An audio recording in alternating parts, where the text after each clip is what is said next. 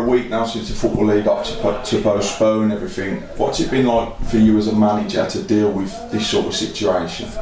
Obviously at first, that's for sure, but certainly I'd say you don't really want to get into the self-pity sort of exercise of it. Listen, the way the world at the minute is, in the way things are, you're just hoping that everyone's staying safe and people looking after their loved ones.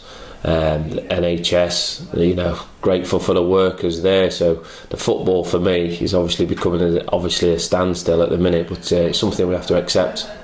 And from a selfish point of view, I know we shouldn't look at it that way, but the team were building a little bit of momentum, 5 games unbeaten, and has this sort of pandemic come at the wrong time for us as a team? Yeah, but it's very difficult as a manager to speak about football, to be honest with you, and think about we was on a good run and this has spoilt it, because I think, like I say, touching on that, I think that becomes very selfish.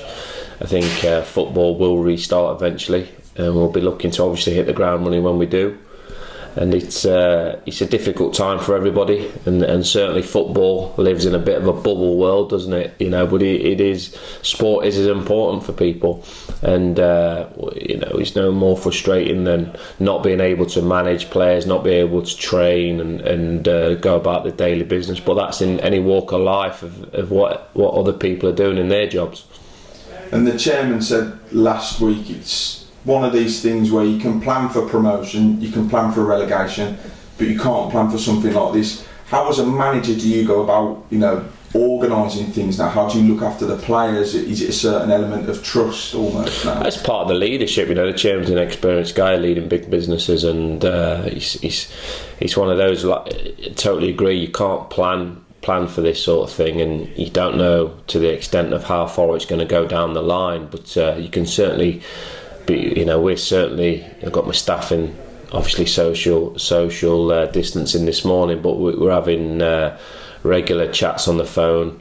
We'll have the odd meeting like we are this morning to see how we go about it. The players have got individual programs, and we've got an app where we monitor them so that they're ticking over nicely. Yes, they don't get the ball work, the sharpness work, but that can quickly get that right when the boys are back in training. But certainly, like you say, you can't plan for it, but you can be working towards different sort of goals and different things of what we need to be doing and getting cracking on. And to be fair, most professional footballers now, they look after themselves very, very well.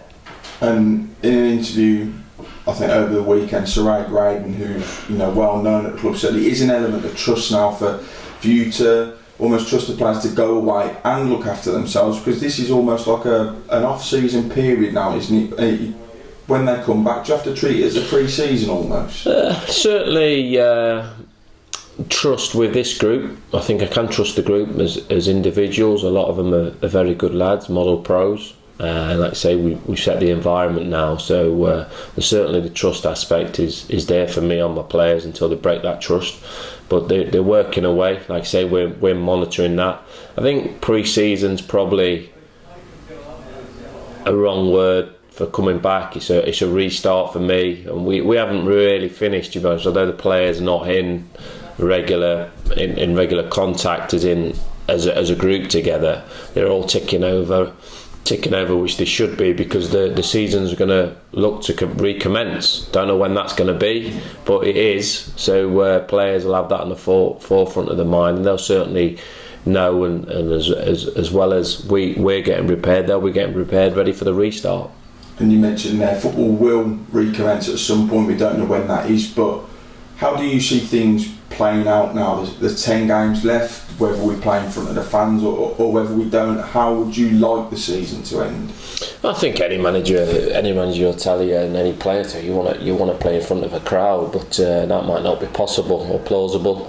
We've got to think about the healthcare and making sure that the fantastic jobs those guys are doing need to be on that forefront and not looking after loads of spectators. So we don't know which way that's going to sort of go. Obviously we'd like to play in front of the crowd, but I think the main importance is trying to get the season finished. I think everyone's agreeing that is the right thing to do. I'm certainly one of those. I think whenever that may be and whenever it's the right time, we have to wait until crowds can come in. Fine, that's fantastic, but obviously the times, in essence, isn't it, the timing of when we can actually get cracking with it.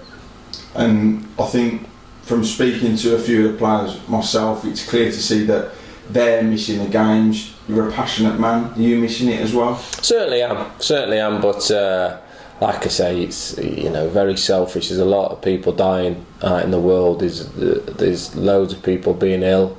So certainly we all miss our football. Supporters miss our football. But the main thing is the safety of everybody. Really, to be honest with you, and giving as much support to the NHS and supporting things. I think it can bring a country together, these sort of things, and hopefully a lot of people have been a little bit selfish now at the minute and not doing as the sort of the government want them to do, saving other people's lives. I think we've got to have that on the forefront of that at the minute. People's health so important, and that's got to be the focus. Football will restart. We can't wait for it to restart, but we want to make sure that everyone's fit and healthy.